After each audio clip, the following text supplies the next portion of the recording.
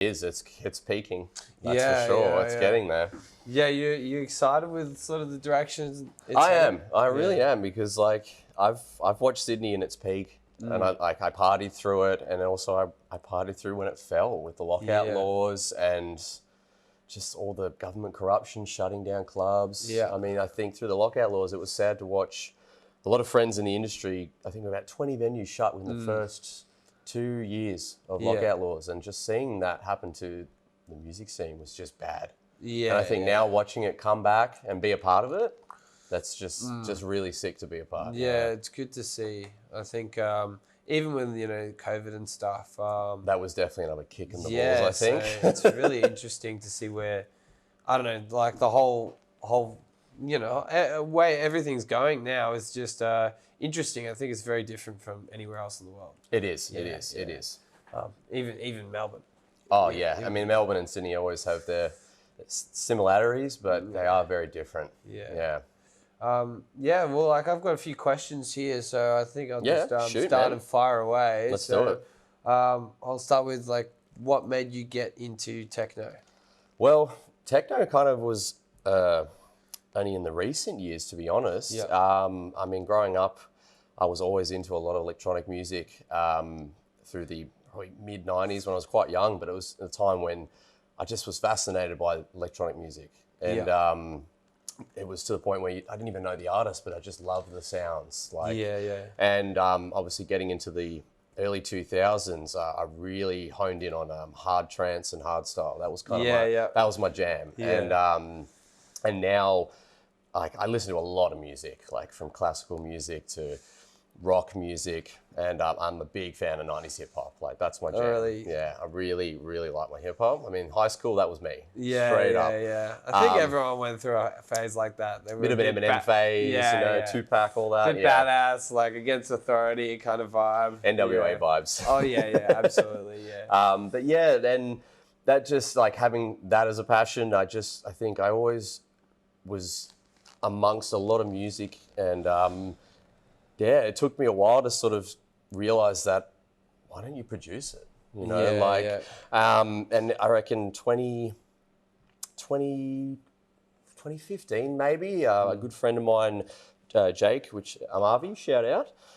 he slowly just showed me just sort of where techno was going. And I was familiar with the genre, and he just showed me just where it was at the time. And I was like, well, this is actually pretty interesting. It's 2015? 2015 into 2016, sorry. Okay, okay, cool. And then slowly just progressed into sort of liking it a bit more. Yeah. And I think 2018, that's when I decided to just, let's just teach myself how to mix and produce. Yeah. And here we are now, And obviously, because I love hardstyle and my hardcore, I really wanted to hone in on making hard techno, but with the sounds of all that sort of genre mixed in with it, Yeah, I think I can hear that influence in your tracks, especially like sort of like trance or even more classical style, hard style sort of. How the original sounds were. Yeah, exactly. You hear those sounds coming to you. Yeah, it's really cool. And it's a very popular thing now. The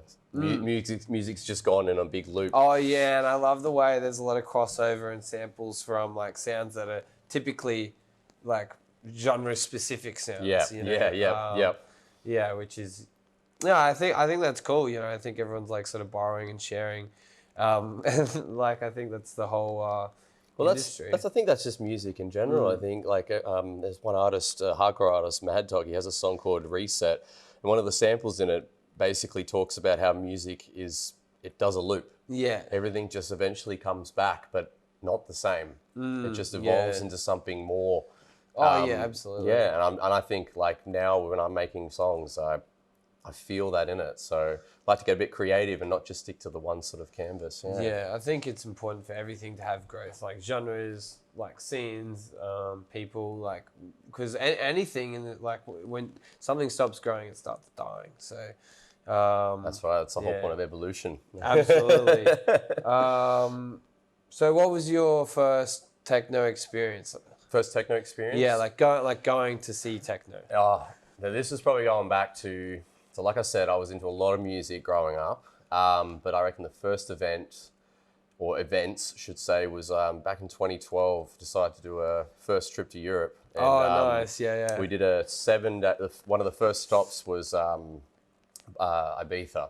Oh yeah. So we did a crazy 7 nights. Yeah. And that was just wild, just going to some of the biggest mega clubs in the world. And at that point in time, like, I was only new to following quite a few people. And obviously at 2012, that time music was kind of the hard EDM phase and all that, like things like Knife Party and Pendulum and things like that. And just going to some of these clubs and just hearing so much different music. It was just amazing. I think one techno artist that I'm not even sure he produces anymore, but Gestafelstein. I don't know if you've ever heard of him. A friend of mine. Sounds familiar. Yeah, I think he's a German artist. Correct me if I'm wrong. Yeah. But yeah, he was one of the headliners at Amnesia. Oh yeah. And that was a wild night. Oh yeah, like, I can imagine. Yeah, like it was. And my friend, who he was very much into his minimal techno, and he was like, "Oh, we've got to see this guy, Gestafelstein." I'm like, "Yeah, look, man, I'm happy. We're going wherever. We're going to any club. Let's just go. You can't have a bad time. You can't have a bad time." And we went, and the production, the whole thing, it was just like, what is this? And that was 7 days of just constant, just different types of music, different clubs, day parties, night parties. I reckon that was probably the first proper exposure to like big clubs and big festivals sort of stuff. Because I mean, other than that, back home we had Stereosonic and Def Con. Here in Sydney. Exactly. And Def Con was something I'd go to ritually. It was only 1 year I bloody missed because I was sick. I guess like it's very different here. Like you don't, I think in general have like that kind of scale where you can do like the culture's productions. different too. Even like, especially indoor, like, because like things like Amnesia, held in like big indoor club spaces, like you can do so much with the lighting that you just can't actually do that's outdoors. the space is just unbelievable what they do. Even the tents they set up. I mean, traveling is one of my biggest hobbies as well, and just now if I am traveling, I always make sure to check out at least a big festival or the club that's in the town, you know, like 100%. That's just on my list when we get there. When I was going to Europe in the winter, it was really difficult to find a festival because obviously that's not festival season. And that was in 2019. I was like, well, I'm definitely going to a festival. I'm not going all the way. You got to go to something. Other side of the world. I need to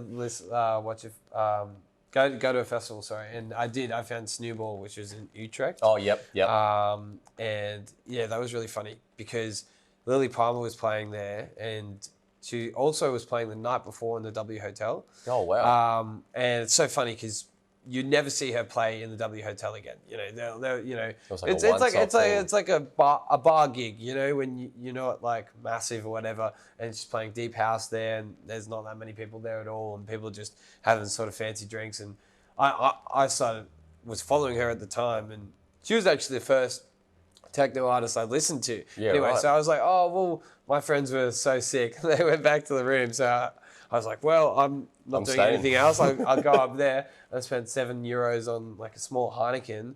Absolutely got ripped off. And, you know, there's 10 other people there. And then next day she's playing on this massive stage and, you know, there's like thousands of people. And you got to see the small intimate. Yeah. And now you look at where she is now and she just, boom, like clubs all over Europe and like 4 years time.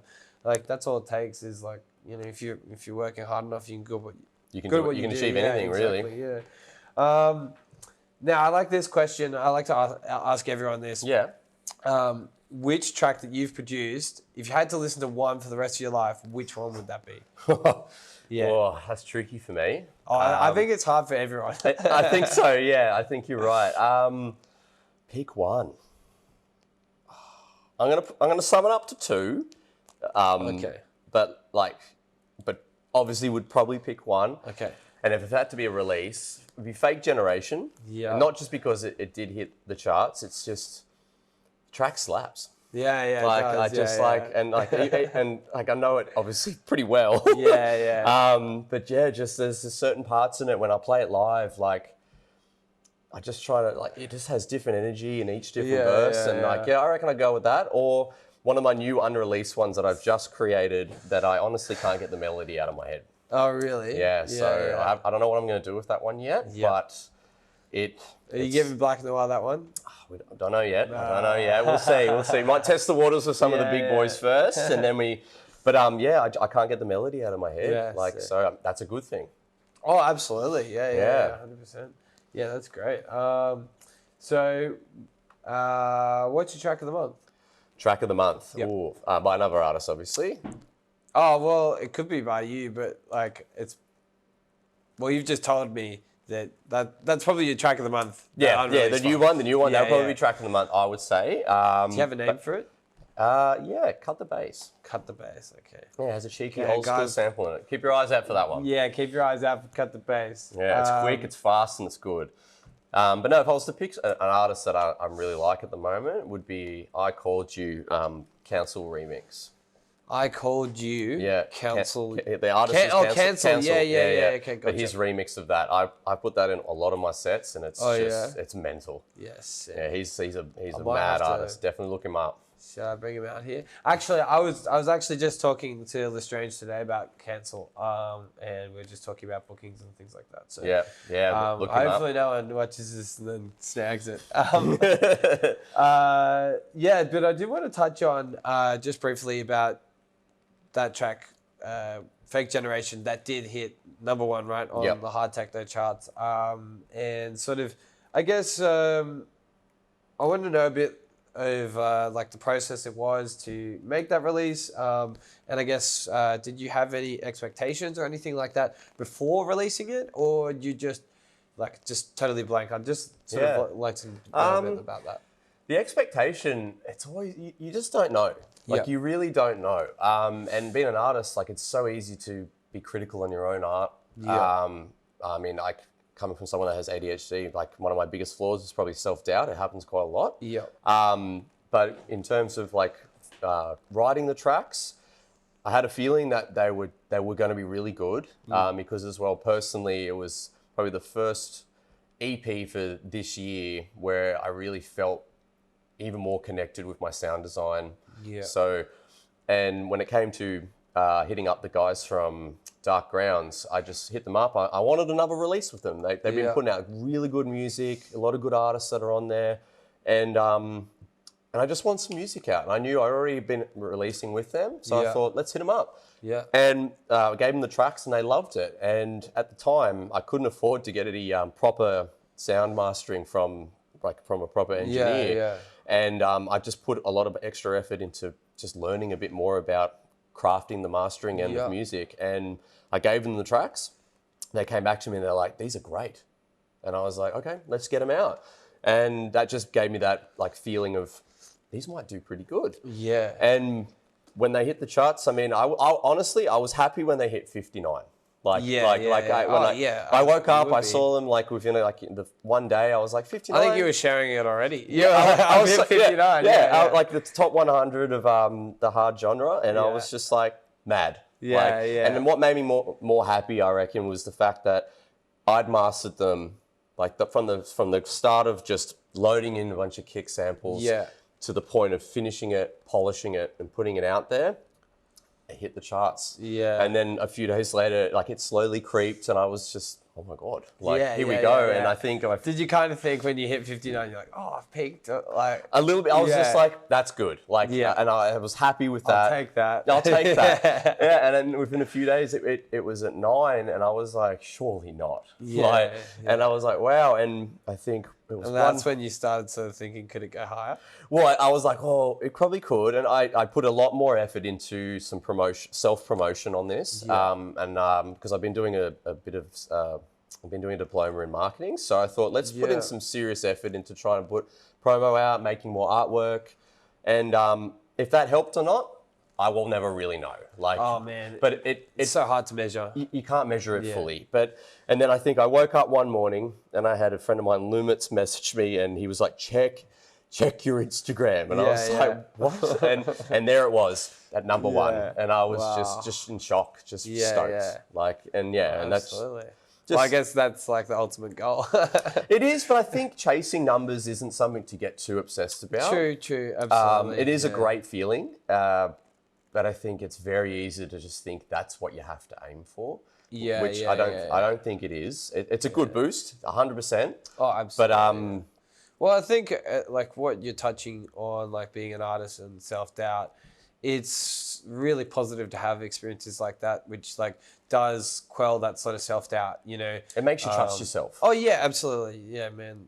Like, it doesn't matter who you are. Well, I think almost everyone struggles with it, you know. Everyone does. Even not when it could be what they're choosing to wear out of the house. You know, as simple as Could be that. just going to work. Let alone, you know, the art that you're sort of producing and sharing with the world. Yeah.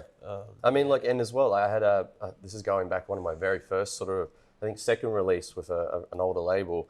And I was so over the tracks. I just couldn't stand them anymore. I put them out, and one of them, it was kind of a hypnotic-y style techno. And it hit a chart on that. Heaps of people liked it. And it was funny, the one that I actually really didn't like, people liked. That's the thing you really can't judge as well. I think it's sometimes, I think there's a lot of artists out there that probably have songs that they probably do not like anymore. And they're and the most popular releases they've probably ever had. Yeah, like anyone, singers, songwriters, like you Kozlov was like, you know, he doesn't play Chernobyl anymore. Like, it's like, well, everyone plays that. He's like, well, I'm not gonna put that in my sets anymore. Like, it's just been played everywhere, and everyone knows the track so much. And I think, well, I guess sometimes with the fans, it's like you might have a track where you're like, oh, do I play this anymore?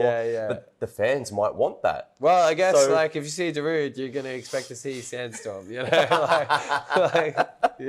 You're not wrong there. You were not wrong there. Yeah. I guess. Well, you kind of did touch on this earlier.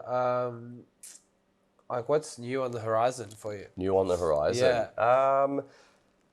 Just confirmed, I'm going to be doing a remix for my good friend Kill Your Idols from the UK. Oh, sick! Yep. So I haven't opened up the transfer yet, but we've been talking about it. We're going to be writing a track together eventually. We're just so busy with so much stuff. But he sent me something the other day. He's been making some wild music, so he wanted me to remix one of his. So that's something that's going to happen. And then I think him and you are similar. Very similar sounds, and I think he's a good mentor in a way. Like I'll support him 100%. He helps me when I'm feeling a bit like lost and all that. So what else is coming up?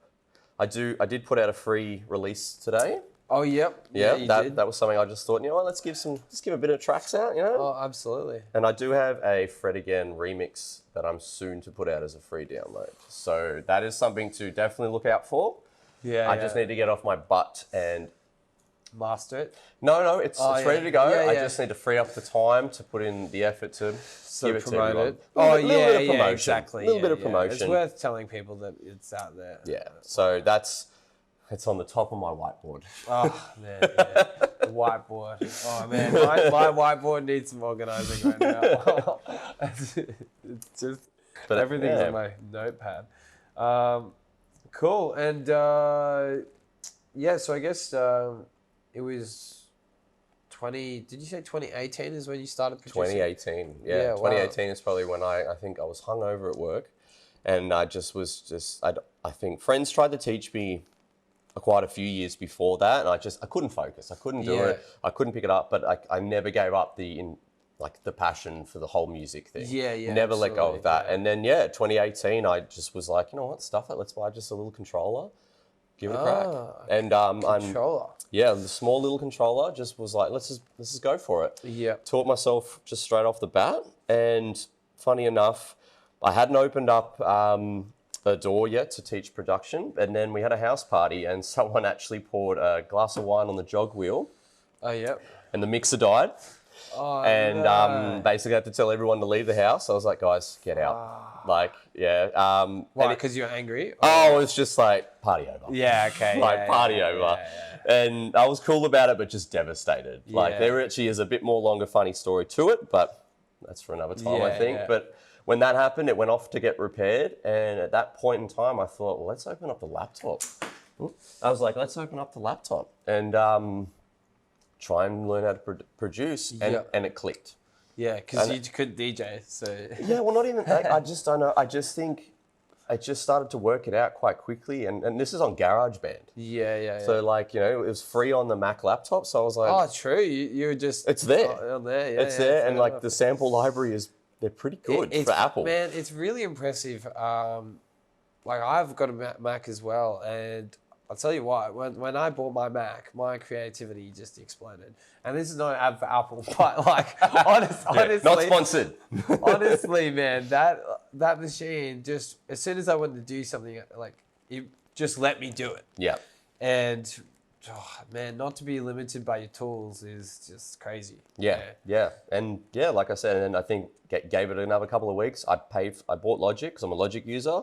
Ableton haters, don't hate. I do know both DAWs, by the way. But yeah, and then I'm obsessed with sound design. Yeah, I love it. Oh man, that's sick, I'm hooked. I won't stop. Yeah. Like, I know you were. Yeah, you're always just churning up more. I love that, and I'm really excited for sort of this sort of little community that is now popping up in Sydney of hard techno producers.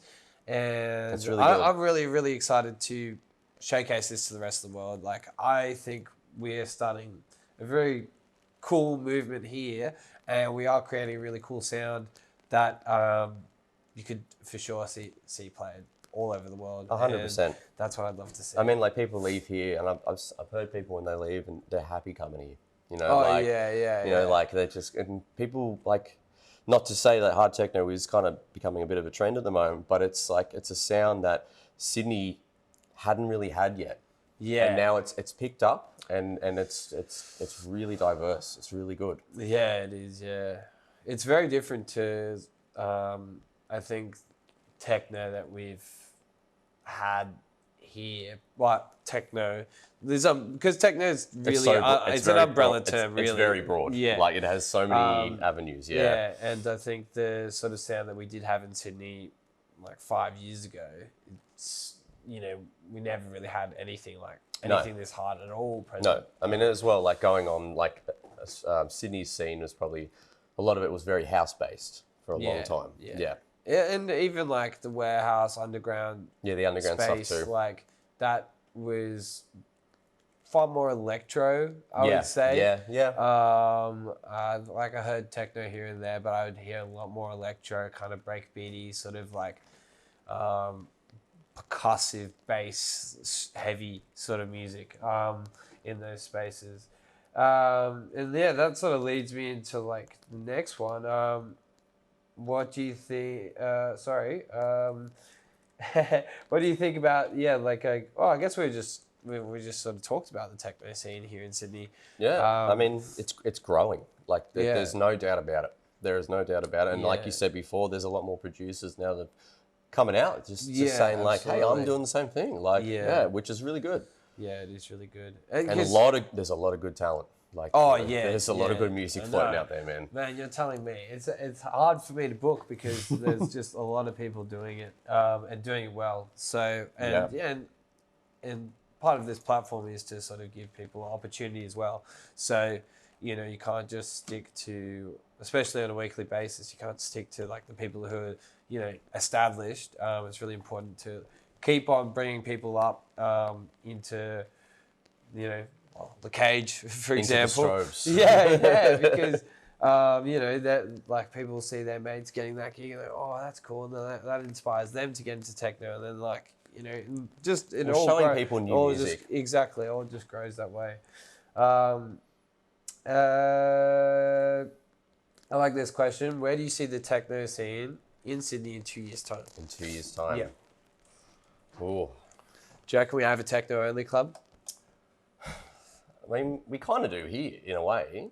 Yeah, almost. Almost. But I think there's definitely a lot of new faces that are putting in a lot of value and a lot of effort to try and bring the sound, and to bring more to Sydney. Because obviously, like I said before, it's copped so many whips to the back and falls and climbs.